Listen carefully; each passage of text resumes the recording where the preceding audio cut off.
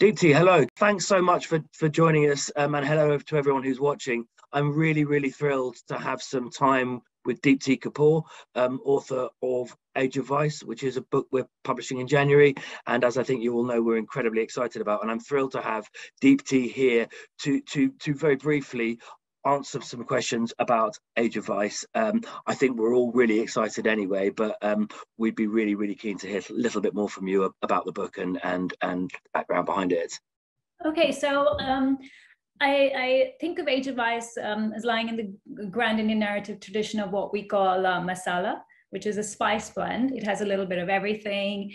It has drama, action, intrigue, romance, suspense, even a little bit of comedy, though I think it skews to the darker side. And it also has serious intent.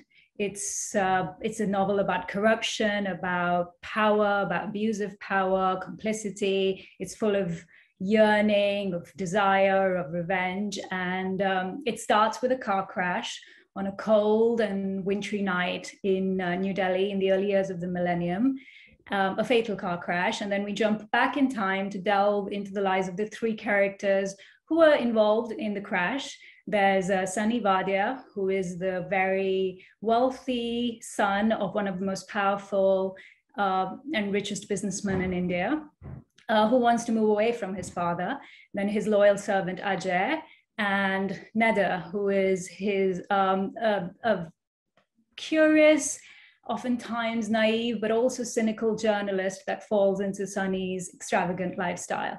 And as the story unfolds, all three characters are drawn into each other's lives in a way that, well, I'm not going to reveal the rest. So, Deepti, yeah. You're already making me want to read the book again. In fact, I think I will. Now, for those who have read the book, will know that the majority of the novel is set in Delhi, which is a city you lived in during and after college. How did your time in the city inspire your writing, and what were you hoping to capture of Delhi in the novel? So, however far away I am and however many years have passed, I always think of Delhi as my city. And I think it's because I came of age there. A lot of life-changing events happened to me in a very concentrated span of time. It wasn't just college, it was years after college when I worked there. And I don't see myself as separate from the city. It's like Delhi is another character in my life with whom I have an ambiguous, fractious relationship. And well, I know it, or at least I knew it. So it's the millennial Delhi that I wanted to capture in the novel. It was this time it was an incredibly exciting time.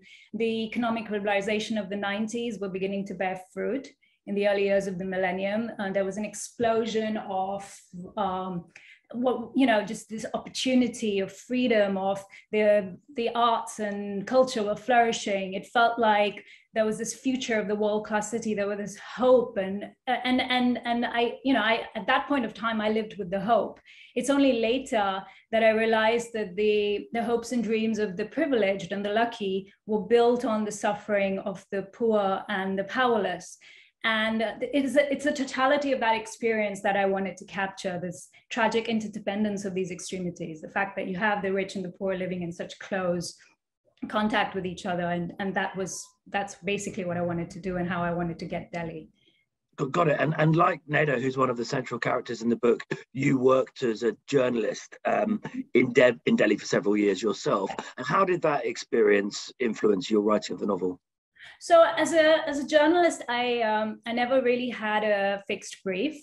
So I was, I had these various kind of like roles. I was a trends correspondent, or, I just, my job was something I interpreted myself. So I drove around the city a lot. I had my car, which was my freedom. And I just, I spoke to people, I listened to their stories, and I met an old friend recently who remembered that I always had a dictaphone ready. So in those years, which I'd completely forgotten. So I think that I was always recording, I was always pursuing something.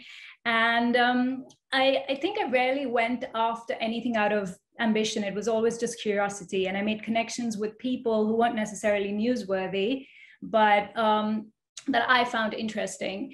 And again, I think I used my journalism job to satisfy my own personal curiosity. And later, again, after the years have passed, and in hindsight, I can say that I've used the journalism job, as a scaffolding to build a case against the corruption that I couldn't see at that time. It was happening all around me. So that's how those journalism years kind of filtered through later. The film rights for Age of Vice, and I'm not surprised they were snapped up very, very quickly. They were won by FX and Fox 21 in a 20-way bidding war. Did you have any film or TV inspirations of your own for the novel when you were writing it? So the novel was always written with one eye to the screen. And by that, I mean, I write very visually. I always, I think in scenes, I think in filmic images, and then I translate them to words. And actually, I didn't have so many influences for Age of Vice. Some people have compared it to Succession and The Godfather. And even though I love these works, they weren't the particular inspirations. What I did get inspired by and still get inspired by are the crime films of Jacques Audiard, the experimental realism of this Chinese filmmaker, Zhang Ke, and the Indian parallel cinema of the 70s and 80s. But actually, the biggest inspiration was the private film running in my head. So that's... Got it. And look, the book is an incredibly rich reading experience, and I'm sure that when it does hit the screens, it will be incredible viewing experience too. Look, Deepti, it's been so fascinating talking to you. I could listen to you all day. I will just end by saying thank you very much for your time. Thank you for writing a truly special novel. We're incredibly honoured to be publishing it. It deserves to be a huge success, and I'm sure it will be. Thank you, Charlie.